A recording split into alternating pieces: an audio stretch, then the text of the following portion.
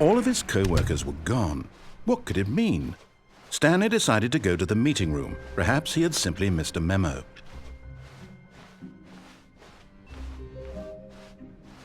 When Stanley came to a set of 2 open doors, he entered the door on his left.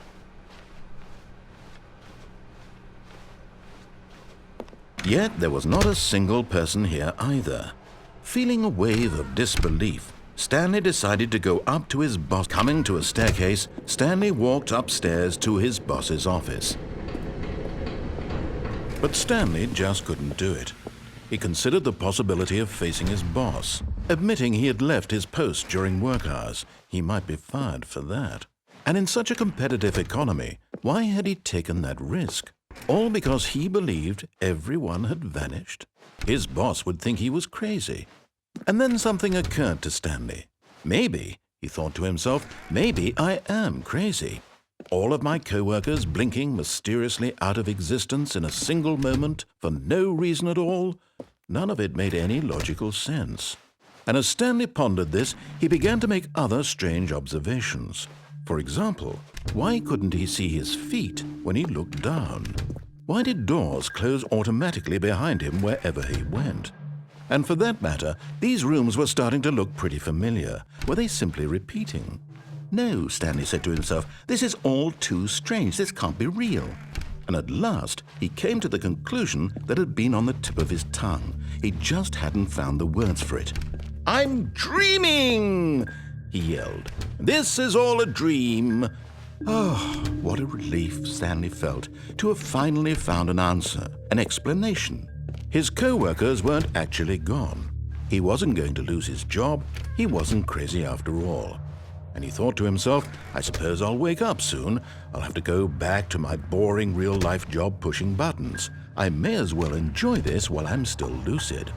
So he imagined himself flying and began to gently float above the ground. Then he imagined himself soaring through space on a magical starfield, and it too appeared. It was so much fun, and Stanley marveled that he had still not woken up. How was he remaining so lucid? And then perhaps the strangest question of them all entered Stanley's head. One he was amazed he hadn't asked himself sooner. Why is there a voice in my head dictating everything that I'm doing and thinking? Now the voice was describing itself being considered by Stanley, who found it particularly strange.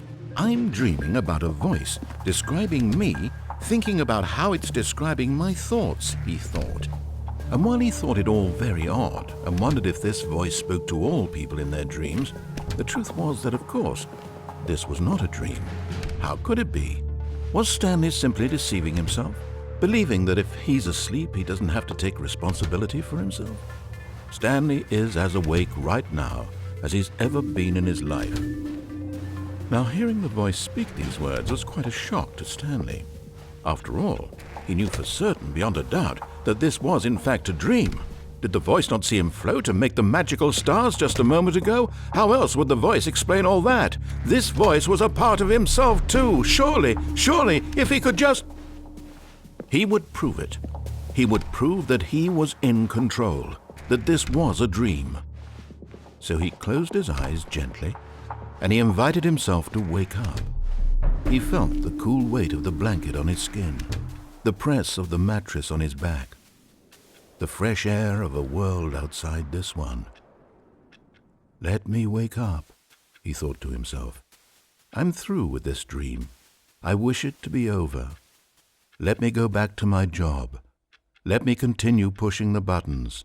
Please, it's all I want. I want my apartment and my wife and my job. All I want is my life exactly the way it's always been. My life is normal. I am normal. Everything will be fine. I am okay.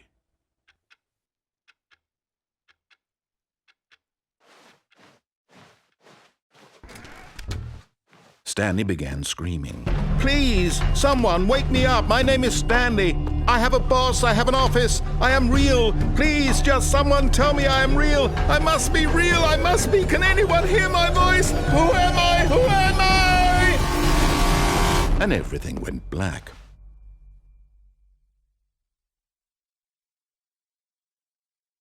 This is the story of a woman named Mariella. Mariella woke up on a day like any other. She arose, got dressed, gathered her belongings, and walked to her place of work. But on this particular day, her walk was interrupted by the body of a man who had stumbled through town talking and screaming to himself, and then collapsed dead on the sidewalk. And although she would soon turn to go call for an ambulance, for just a few brief moments she considered the strange man. He was obviously crazy, this much she knew. Everyone knows what crazy people look like. And in that moment, she thought to herself how lucky she was to be normal. I am sane. I am in control of my mind. I know what is real and what isn't. It was comforting to think this, and in a certain way, seeing this man made her feel better. But then she remembered the meeting she had scheduled for that day, the very important people whose impressions of her would affect her career, and by extension, the rest of her life. She had no time for this, so it was only a moment that she stood there, staring down at the body. And then she turned and ran.